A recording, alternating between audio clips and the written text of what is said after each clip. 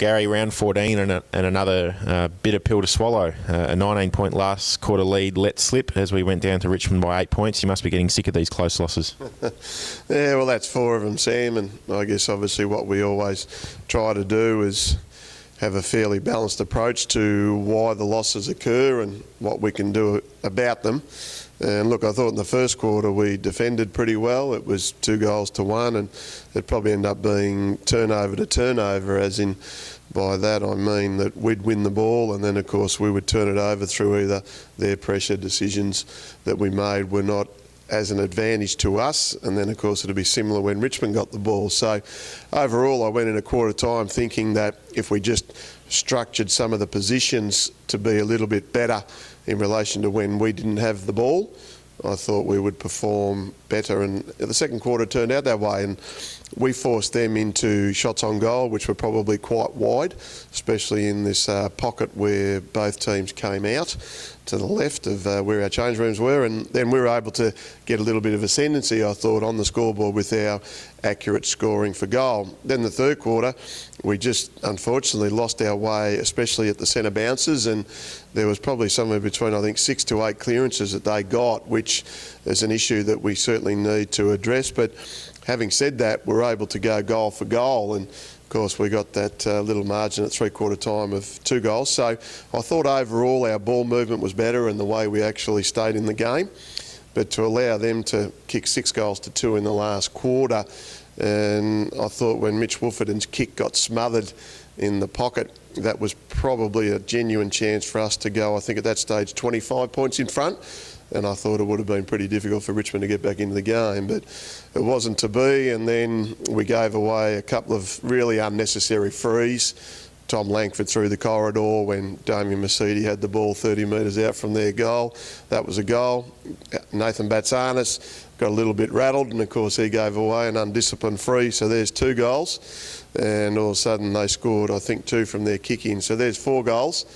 And from that stage we're always going to be pushing it up the hill, so to speak. So better game in the way we played, but we're still just not showing enough resilience when the game is really at its point where it needs to be either held so that we just stand our ground and be able to retain possession, kick to advantage, control the tempo of the game, versus us then being able to take our game to another level. And that's probably the disappointing thing this year. We just haven't been able to take our game to another level often enough when it's been required, and if we had to pinch 2 of those wins we probably wouldn't be in the situation that we currently find ourselves in. So you mentioned the undisciplined free kicks, but what do you put that last quarter fade out down to otherwise? Because it's probably not the first time it's happened this season. Is it a lack of experience, which is attributed to being down on personnel?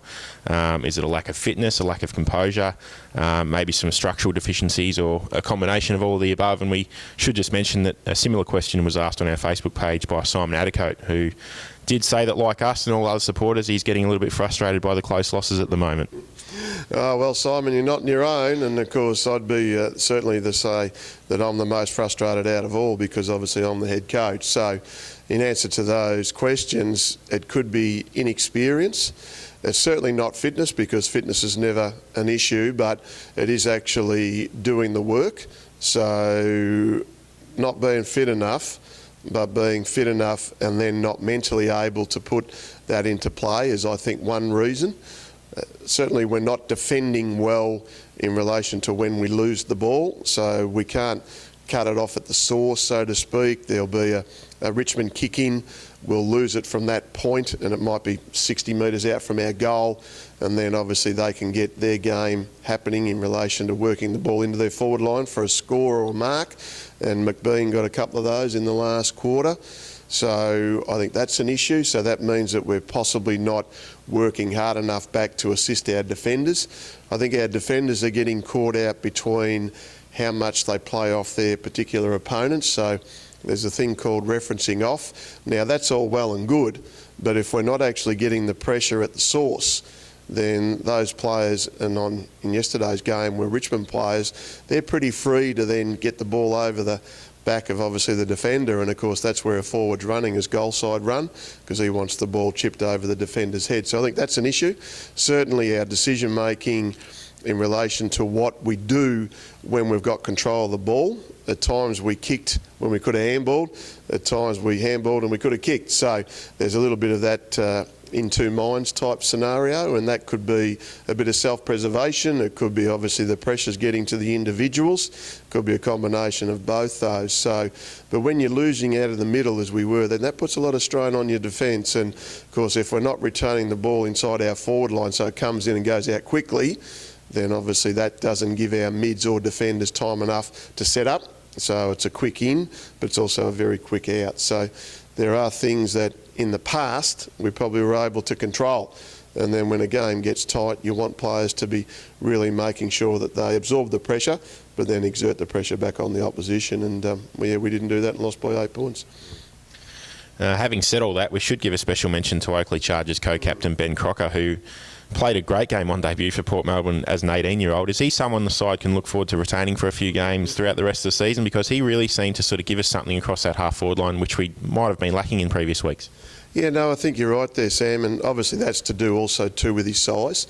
Even though he's only 18, he's actually got a reasonably mature body at this particular point in time. So, and I think that's one thing that's really been evident to me this year is the actual physical size of the standalone teams in relation to Richmond or Essendon or Geelong, or obviously we haven't played Collingwood yet, Footscray we haven't played yet.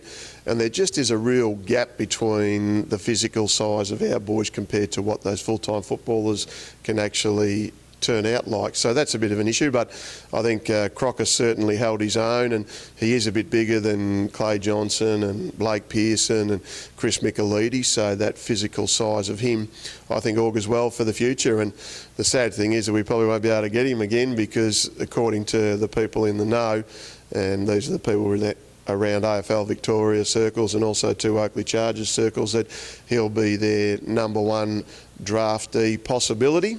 So unfortunately, if we were to get him, it would only probably just be for another game. But we'll have to sit down with Oakley Chargers and see where we go from here on in with a couple of their boys. And so Williamstown next. What better time to come up against the old rival? We're obviously under the pump a bit now in terms of trying to secure a finals berth. Back at home against one of the yardsticks of the competition. So we're going to continue to find out a lot about our current crop of players with a challenge like this one. Oh, no doubt. And look, I think that's a real positive for me as a coach, is to see what we're going to find going forward, because there is a little bit of adversity going around the club for probably one of the only few times in the last 8 years, and most often we've actually risen to the challenge. And certainly we know we've got a huge one this week, because Williamstown have probably done what we've been able to do for so long now, is retain a really good nucleus of their team.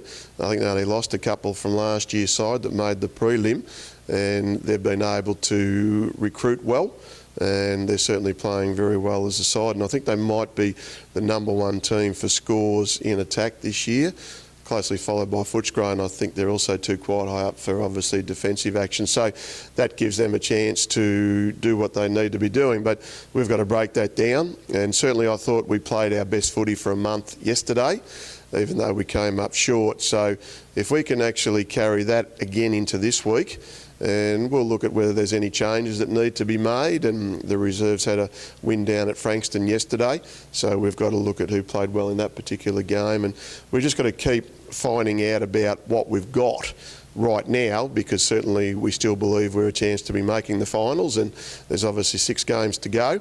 And we are back here for the first time in a month. Having said that, we've unfortunately lost a couple here this year.